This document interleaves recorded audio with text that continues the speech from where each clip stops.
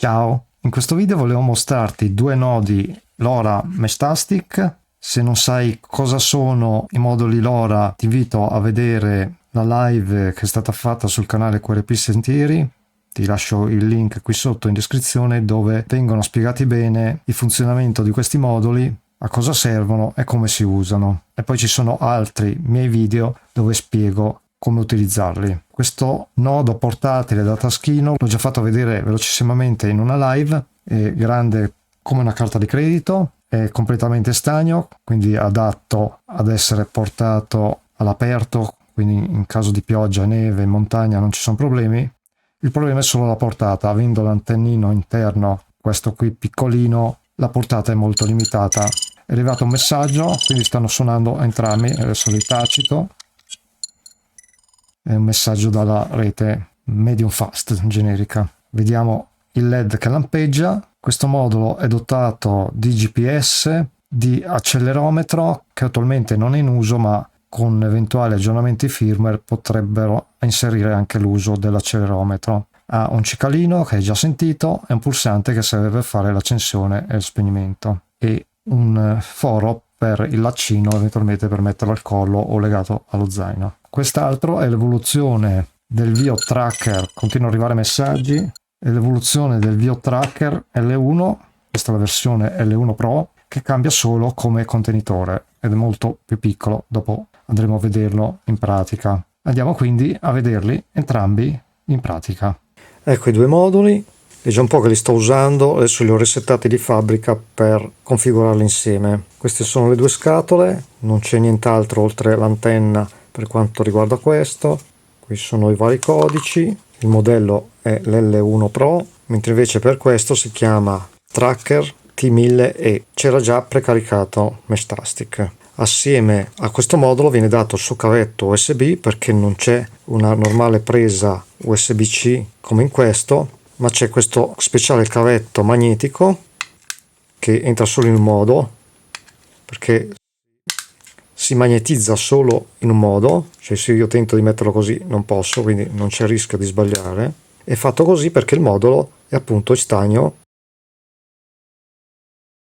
Ad esempio questo è completamente aperto, quindi già in caso d'acqua, addirittura qui ci sono tutte le fessure, se piove rischiamo che l'acqua entri dentro. Questo invece riusciamo a usarlo benissimo in casi in cui ci sia neve, pioggia o altro. Di contro abbiamo l'antennina che è questa, molto piccola, quindi la resa in trasmissione e ricezione sarà alquanto bassa. Abbiamo il buzzer, il LED e un pulsante, più questo gancio per mettere un laccetto da appendere al collo. Il laccetto non è presente, nella confezione non c'è nient'altro. Vediamo prima il T1000E. Per accenderlo o teniamo premuto o semplicemente ci colleghiamo l'alimentatore e lui comunque si accende. Vediamo se vado a alimentarlo, si dovrebbe accendere anche il LED, così vediamo come funziona la carica. Ecco, ho fatto il bip di accensione, si accende il LED verde e adesso andiamo sull'app. Dopo essersi acceso lampeggia il verde, apriamo l'app Meshtastic, dobbiamo andare su Bluetooth e fare scan. Alcuni telefoni tipo questo che è vecchio a volte non trova i dispositivi. Allora io cosa faccio? Entro nelle configurazioni del Bluetooth e vado a fare la scansione manuale, anzi l'ha già rilevata lui, quindi ci clicco sopra, abbinamento, il PIN. Questo dispositivo, non avendo il display come questo, non mi può far vedere il PIN e quindi di fabbrica hanno inserito un PIN che è 1 2 3 4 5 6. È uscito abbinamento, dovrebbe averlo abbinato, quindi torno sull'app Meshtastic e dovrei trovare un nuovo dispositivo, adesso non mi ricordo più che numero aveva, è uno di quei due qui. Proviamo a fare la connessione a questo, non si connette, quindi è il 675. Ok, mi dice subito devi impostare una regione. Imposta la tua regione, seleziona la regione, dobbiamo selezionare European Union 868 Medium Fast. Ignora MQTT e basta, perché le altre cose si configurano di conseguenza. Faccio salva, adesso lui si riavvierà, sentiamo il suono di riavvio, quindi qui possiamo chiudere e qui possiamo andare sulla pagina principale di connessione. Ok, si è connesso, quindi andiamo qui sulle configurazioni. LoRa l'abbiamo fatto, European 868, Medium Fast, ignora MQTT e la potenza di trasmissione è andata giustamente su 27 dBm. Canale già corretto, Medium Fast e basta, volendo possiamo aggiungere dei canali, sicurezza per adesso non facciamo niente. Qui è dove possiamo mettere il nostro nome del nodo, un nome breve di 4 caratteri alfanumerici e un nome lungo, abbiamo una stringa a disposizione abbastanza lunga. Consiglio di non metterla troppo lunga perché dopo va a capo su alcuni dispositivi o viene troncata addirittura. In dispositivo abbiamo il ruolo, c'è una live che è stata fatta sul canale di Riccardo di QRP Sentieri dove vengono spiegati i ruoli di tutti i dispositivi. Possiamo lasciarlo client o addirittura client mute, visto che ne ho due, se no tutti e due ritrasmettono insieme dopo quando saranno configurati. Io ne ho uno sul tetto e due qui, quindi non ha senso che loro ritrasmettino. Lo faccio client mute e il resto lo lascio tutto di default. Fuso orario, posso dargli fuso orario, lo prende dal telefono e invio al dispositivo. Probabilmente anche questa configurazione richiederà il riavvio del dispositivo. Lo vediamo qui che è diventato rosso, quindi si sta riavviando, abbiamo sentito il suono. Adesso qui vedremo connessione in corso, sta leggendo tutte le configurazioni. Andiamo a vedere altri settaggi. Posizione, questo avendo il GPS a bordo possiamo usare la posizione smart, la distanza in cui vogliamo che trasmetta la posizione dopo il nostro spostamento, ad esempio trasmetterà la posizione dopo 100 metri e con un intervallo di 30 secondi. Queste due configurazioni dobbiamo modificarle a secondo se stiamo andando a piedi, in bici, in moto o in auto, perché se stiamo andando a piedi magari possiamo aumentare ad esempio questi tempi perché comunque a piedi si fa poca distanza, in auto in 30 secondi si fa più strada, quindi vanno adeguati all'uso del dispositivo. Posizione fissa su un modulo portatile non ha molto senso. Non l'ho detto prima, ma esiste anche, non l'abbiamo visto, ma nel dispositivo io ho messo un client mute, ma potevamo anche mettere il tracker che dà priorità alle posizioni GPS. Poi alimentazione schermo non ci interessano, Bluetooth si può cambiare il pin in maniera che altri vicino a noi non possano collegarci, perché se provo il pin 1, 2, 3, 4, 5, 6 entrano nel nostro dispositivo, quindi buona norma cambiare il pin del Bluetooth. MQTT l'abbiamo già disabilitato all'inizio, infatti è spento, e a quel punto qui siamo pronti per vedere se il mio nodo si è connesso ad altri nodi. Andiamo qui, ha visto un nodo, potrebbe essere il mio nodo che c'è sul tetto, questo che ancora non ha ricevuto il nome. Andiamo a fare un traceroute, sì, traceroute l'ha fatto, quindi è il mio nodo sul tetto. Lasciamolo acceso e nel frattempo che arriveranno altre informazioni configuriamo l'altro nodo. Se tolgo alimentazione, qui anziché power 3,82, dopo aggiornamento dei dati dovremo vedere la batteria e la tensione della batteria. Io posso anche entrare e andare dentro nelle metriche, ad esempio metriche dispositivo, ho le tensioni. Adesso infatti ho tolto l'alimentazione e il verde che è la batteria è scesa perché non è più in carica. Vediamo se mi ha già aggiornato. Infatti la batteria è scarica e al 19% a 3,77 volt, quindi lo lascio collegato visto che la batteria è un po' scarica. Vediamo l'altro nodo.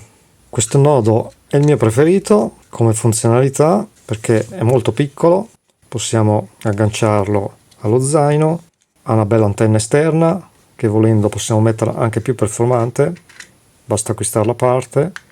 Ci sono antenne un pelino più lunghe che hanno un guadagno maggiore, interruttore dell'accensione a slitta, il LED, il cicalino e qui i vari bottoni. Volendo si potrebbe fare anche da qui, questo è un joystick, è tipo un joystick, può andare su, giù, destra e sinistra, quindi volendolo potremmo configurare anche da qui, ma io preferisco usare l'app. Vediamo se c'è lo stesso problema di prima, ma quel telefono qui so già che ha il problema del Bluetooth, ma ho visto che con smartphone più recenti non c'è questo problema, quindi devo andare nelle configurazioni del Bluetooth, andare a vedere se l'ha rilevato, eccolo qui, 9B26, e associarlo. Il PIN lo leggiamo direttamente sul display del dispositivo, 150531, e questo cambia sempre, basta andare a leggerlo.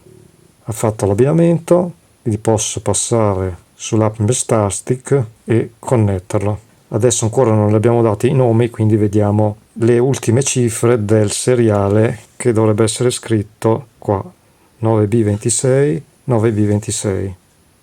E anche questo dovrebbe avere il seriale scritto da qualche parte, eccolo qui, il MAC address 675A. Anche qui mi dice di impostare nella regione LoRa e quindi vado qua in alto e faccio imposta la tua regione. Identico all'altro, adesso vado più veloce perché ormai lo sappiamo, medium fast, ignora MQTT e diamo un salva. Qui vediamo rebooting, anche questo dovrei caricarlo che ho poca batteria.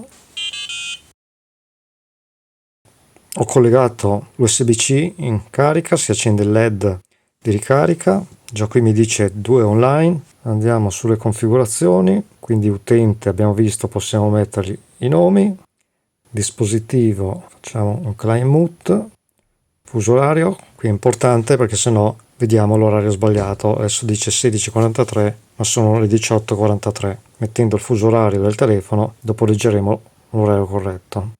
Fa rebooting e l'orario dovrebbe sistemarsi.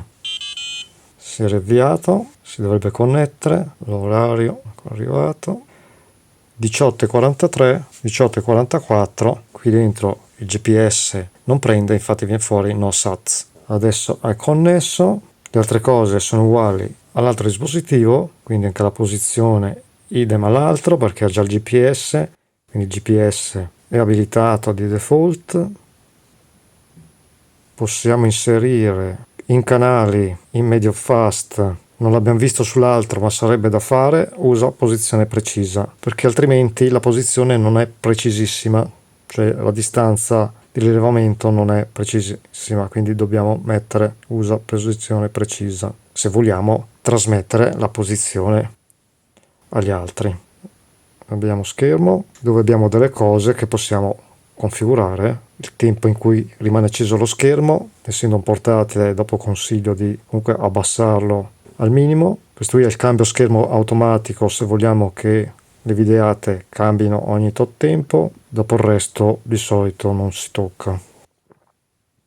Bluetooth qui non è necessario andare a mettere un pin fisso perché lui tutte le volte me lo cambia, me lo fa vedere a schermo. MQTT è già disattivato, volendo si può disattivare il cicalino se dà fastidio anche sull'altro, togliendo avviso tramite suono e fare solo l'avviso tramite LED. Questo è per i messaggi. Andiamo a vedere se ha visto qualcosa.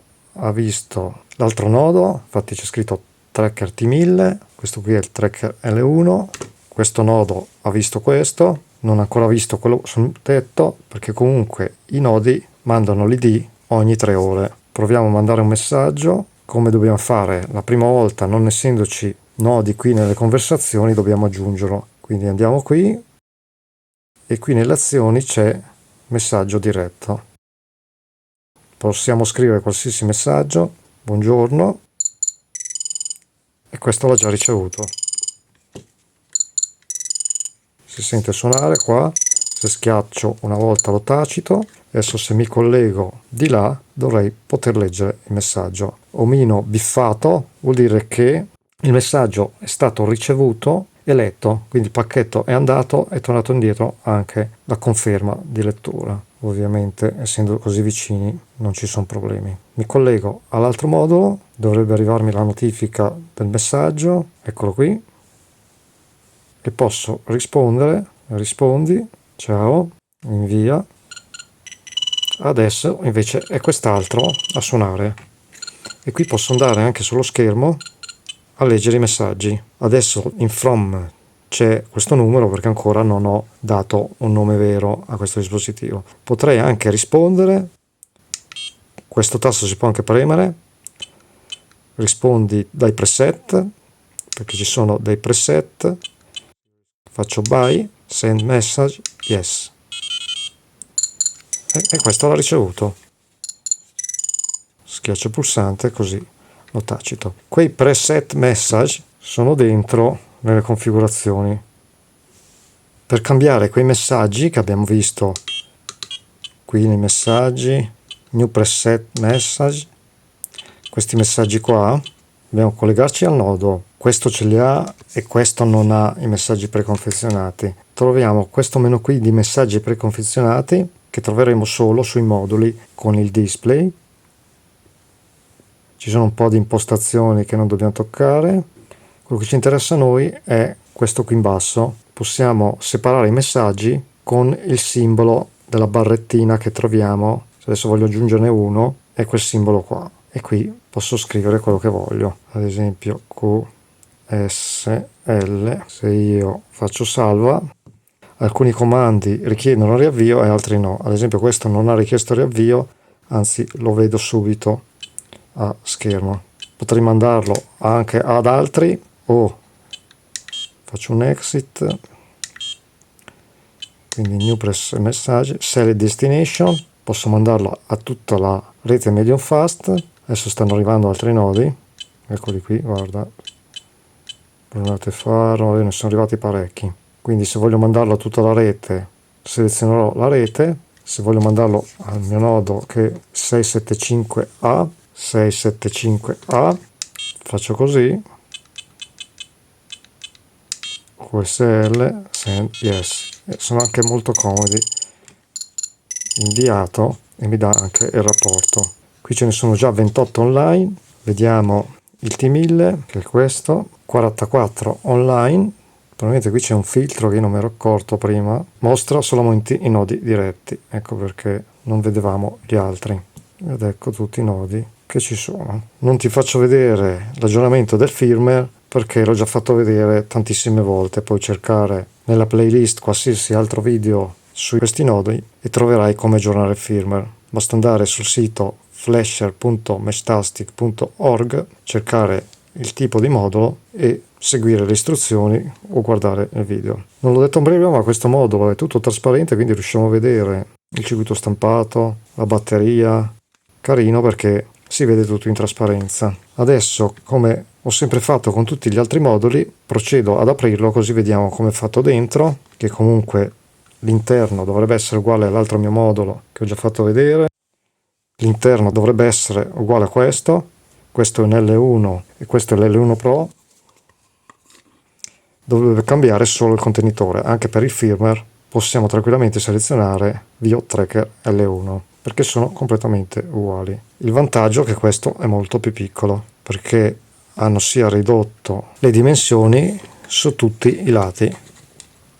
Prima di aprirlo volevo mostrarti che dopo un'ora e 17 minuti sono arrivati ben 94 nodi online. È arrivato anche il nodo che ho sul tetto. Se faccio il filtro nodi diretti, mostra solamente i nodi diretti o solo i due nodi. Adesso ce l'ho ordinato per distanza in op, quindi prima avrò i miei e poi a seguire i nodi più vicini e man mano arriveranno anche i nomi oltre l'id. Ari Brescia Monteuccia, Brunate Faro, Brunate e Sopracomo. Ovviamente arrivano tramite il mio nodo che ho sul tetto, sono davvero tanti. Stessa cosa nel T1000, qui abbiamo detto sono 94, vediamo quanti sono di qui sono di più perché probabilmente questo qui è stato anche acceso prima, infatti sono 113 online di 113 visualizzati, qui sono davvero tanti. Diegoz, che saluto, è chiaro che più vado in giù e più gli op aumentano.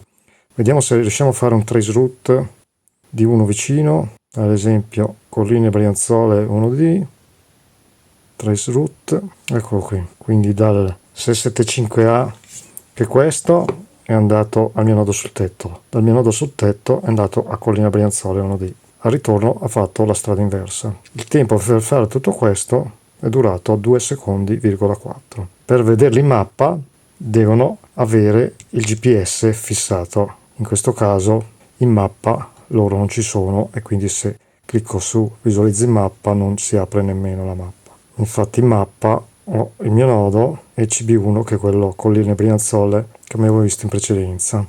Adesso non si vede la mappa perché questo smartphone non è connesso al wifi. Questi sono tutti i nodi qua in zona, vediamo i messaggi della rete medium fast, ne sono passati parecchi. Ok, andiamo a vedere come è fatto questo nodo. Per spegnerlo, io preferisco sempre spegnerlo o dall'app o da qua, perché non mi piace mai togliere tensione ai nodi, anche se facendolo sembra che non succede nulla. Basta andare qui dove c'è l'ingranaggio, pigiare, andare in su, pigiare, su e pigiare, su e pigiare. Dopodiché, quando ho finito lo shutting down, possiamo spostare il selettore. Questo è diverso perché non viene tolta tensione alla batteria, ma premendo fa lui lo shutting down. Se io tengo premuto, questo suono indica che il nodo è spento correttamente. Molto bello, peccato solo per l'antenna che lo rende molto limitato. Però se siamo in un gruppo di persone, lo mettiamo come client mute e quello che ha il nodo più performante, magari con un'antenna migliore di questa, viene configurato come client e sarà solo il capo gruppo a fare da ponte verso gli altri. Quindi magari il primo del gruppo e l'ultimo del gruppo possono essere configurati come client e gli altri tutti come client mode.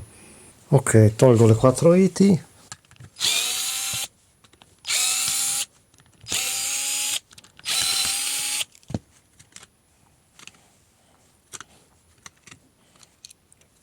Questo è il semplice sportellino. Vediamo i tastini. Sono tutti stampati in 3D.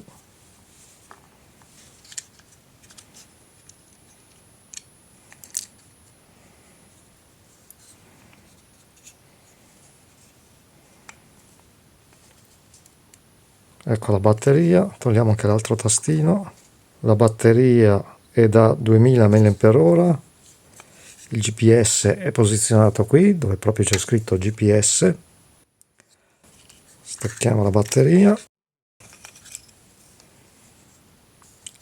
Quindi ho le due antenne, una del GPS e una del modulo LoRa. Vediamo come è fatto.